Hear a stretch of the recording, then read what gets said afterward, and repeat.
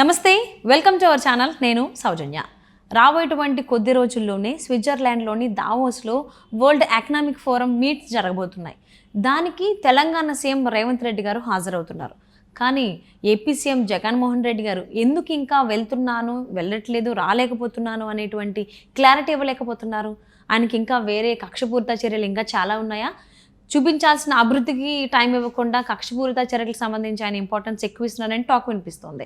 ఈ అంశానికి సంబంధించి మనతో మాట్లాడడానికి ఈరోజు మనతో పాటు ఉన్నారు సీనియర్ జర్నలిస్ట్ దుర్గా కుమార్ గారు ఉన్నారు. వారితో మాట్లాడదాం. నమస్తే అండి. నమస్కారం మా సౌజన్య, మన వీక్షకులు కూడా నా నమస్కారం.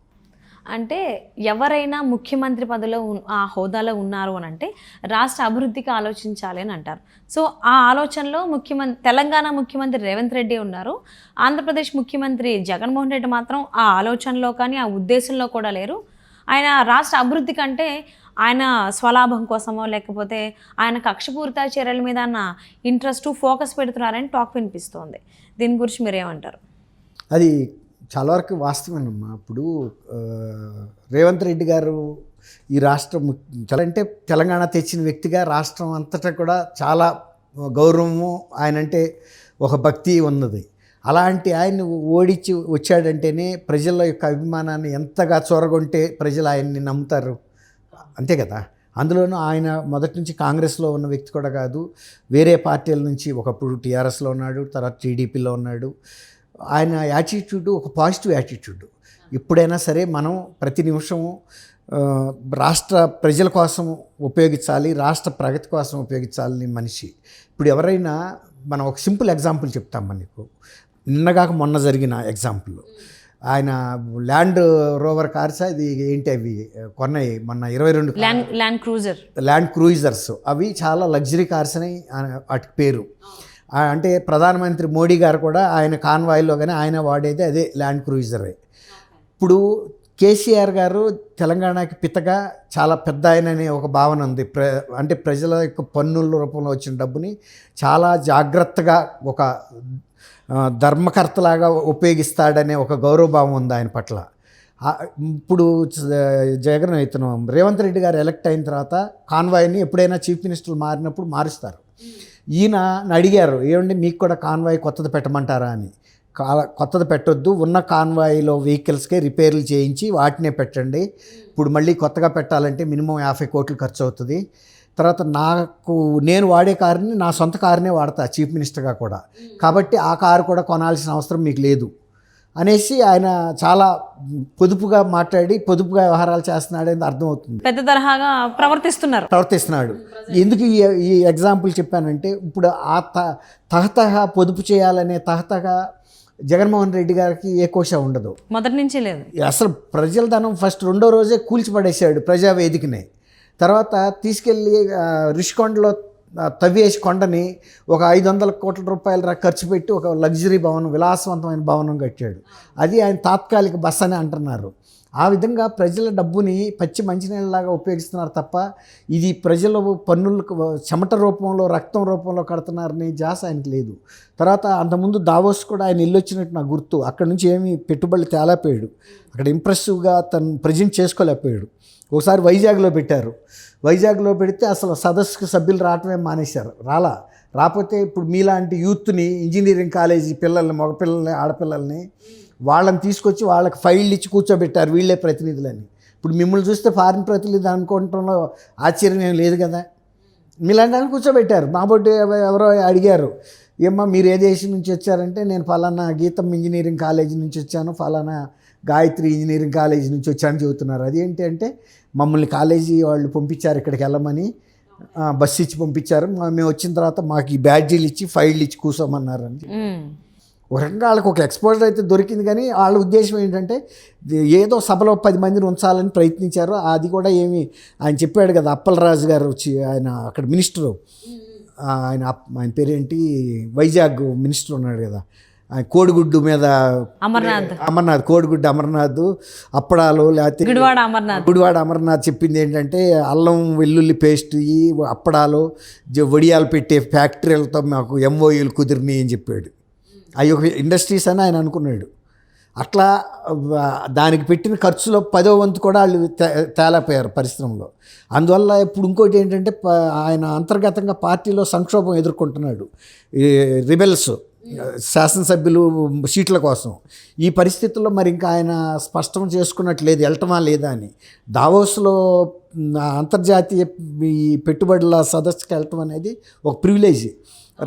ఏ రాష్ట్రమైనా వెళ్ళి తన రాష్ట్రంలో పరిశ్రమలకు ఇచ్చే ప్రోత్సాహకాల గురించి చెప్పుకుని, మేము కరెంటు సబ్సిడీ మీద ఇస్తాం, మీకు ట్యాక్స్ బెనిఫిట్స్ ఇస్తాం, ట్యాక్స్ హాలిడేస్ ఇస్తాం, ల్యాండ్ ఇస్తాం, వాటర్ ఇస్తాం, తర్వాత మీకు ఈజ్ ఆఫ్ డూయింగ్ బిజినెస్ ఇస్తాము, సింగిల్ విండో ద్వారా మీకు అన్ని పర్మిషన్లు ఇస్తాము, వితిన్ 30 డేస్లో మీరు you can start the project అన్నట్టుగా అలా అనేక రకాలైన ప్రోత్సాహకాలు ఇచ్చి పరిశ్రమలను ఆహ్వానించుకుంటారు. ఎందుకంటే అన్ని దేశాల వాళ్ళు వస్తారు, అన్ని రాష్ట్రాల వాళ్ళు, ప్రావిన్సెస్ వాళ్ళు వస్తారు అంతర్జాతీయంగా. అట్లాంటప్పుడు ఎవరు ఎక్కువ బాగా ప్రొజెక్ట్ చేయగలిగితే వాళ్ళు. ఇప్పుడు రేవంత్ రెడ్డి గారి గురించి భాష గురించి అన్నారు. ముందు భావన కరెక్ట్గా ఉంటే భాష అదే వచ్చేస్తుంది. అంటే ఇంతకు ముందు ఏం జరిగింది అని అంటే ఇప్పటి వరకు చూసింది ఐటీ మినిస్టర్ కేటీఆర్ గారినే చూసాం, మాజీ ఐటీ మినిస్టర్.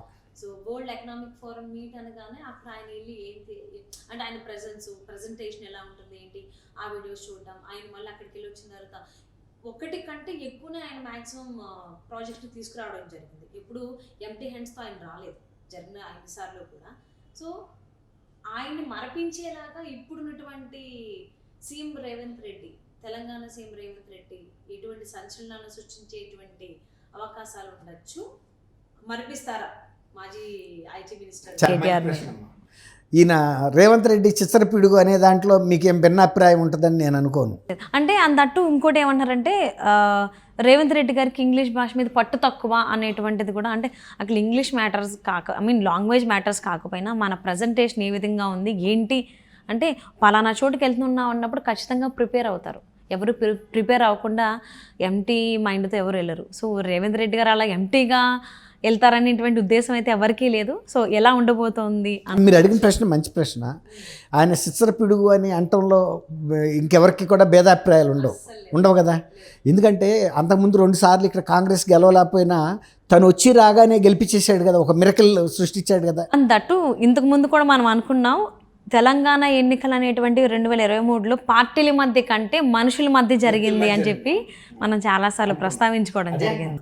అంత వ్యక్తినే ఢీ కొట్టాడు సునాయాసంగా, మళ్ళీ పెద్ద కష్టం కూడా పడలా. ఏదో సినిమాలో హీరోలాగా ఒంటి నిండా ఈ గాయాలు లేకపోతే చిరిగిపోయిన బట్టలు, తల కూడా చెదరకుండా నీట్గా ఓడిచ్చేశాడు. అంటే అంత సిద్ధివిలాసంగా తను అంత పెద్ద ప్రాజెక్ట్ని చేసినాడు. ఆయన వెళ్ళి దావోస్లో ఈ అంతర్జాతీయ పెట్టుబడుల సదస్సులో తను కానీ తన రాష్ట్రాన్ని కానీ ప్రొజెక్ట్ చేసుకునేటంత లాంగ్వేజ్ లేదని నేను అనుకోను. చక్కగా ప్రొజెక్ట్ చేస్తాడు, చాలా ఎఫిషియెంట్గా బ్రీఫ్గా కూడా ప్రజెంట్ చేస్తాడు. విత్ గుడ్ రిజల్ట్స్ కూడా తిరిగి రాగలిగిన కెపాసిటీ ఉంది. నేను పూర్తిగా నమ్ముతున్నాను. ఎందుకంటే మనం ఒక వ్యక్తి అన్నం ఉడికిందా లేదా అని మొత్తం అన్నం అంతా నడపక్కర్లేదు, ఒక్క మెతుకు నలిపితే కూడా మనం దాని గురించి చెప్పగలుగుతాం. కాబట్టి ఇప్పుడు అదే ఈయన జగన్మోహన్ రెడ్డి గారు ఈయన్ని పోలిస్తే దాదాపు వయసు ఒకటే ఉండొచ్చు. ఎప్పుడైనా ఈయన అంత సింపుల్గా వెళ్ళటానికి ప్రయత్నిస్తాడు. ఏది తన చీఫ్ మినిస్టర్గా ఉండి ట్రాఫిక్ కూడా ఆపొద్దని చెబుతున్నాడు. సింపుల్ కాన్వాయ్, సింపుల్ బందోబస్తు. అదే ఆయన వెళ్తే 5-6 కిలోమీటర్లకు కూడా హెలికాప్టర్లో వెళ్తాడు. లేదంటే పట్టాలు కట్టేయాలి, అటు ఇటు ఇళ్ళకి బార్కెట్స్ కట్టాలి, పట్టాలు కూడా కట్టాలి, చెట్లు కూడా నరికేయాలి. పైనుంచి ఏమన్నా సెక్యూరిటీ భయం.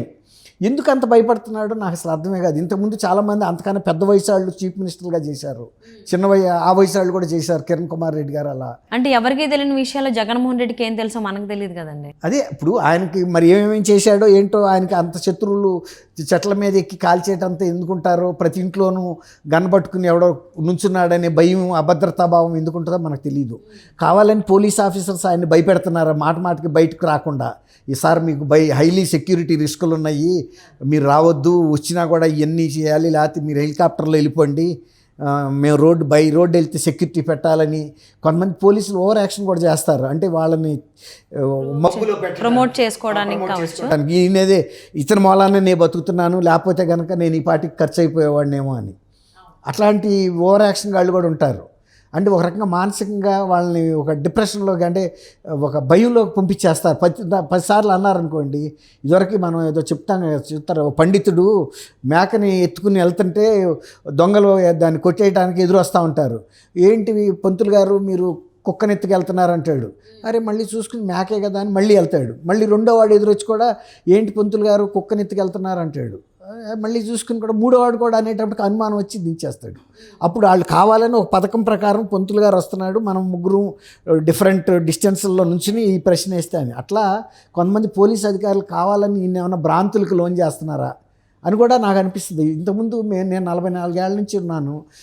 ఇంత సెక్యూరిటీ వెంకటరావు గారి టైంలో ఆయనకి నక్సలైట్ నుంచి కూడా థ్రెట్ ఉండేది. అయినా ఒక జీప్లో పోలీసులు మహా ఉంటే ఒక డిఎస్పీ క్యాడర్ ఆఫీసులు ఉండేవాడు. సో అంటే జగన్మోహన్ రెడ్డి గారు దేనికి భయపడుతున్నారు ఏంటి అని చెప్పేసి ఆయనకే తెలియాలండి. అండ్ ఆ హోదాలో ఉన్నప్పుడు జగన్మోహన్ రెడ్డి ఎలా ఆలోచించాల్సిన విధంగా ఆయన అలా ఆలోచించట్లేదు.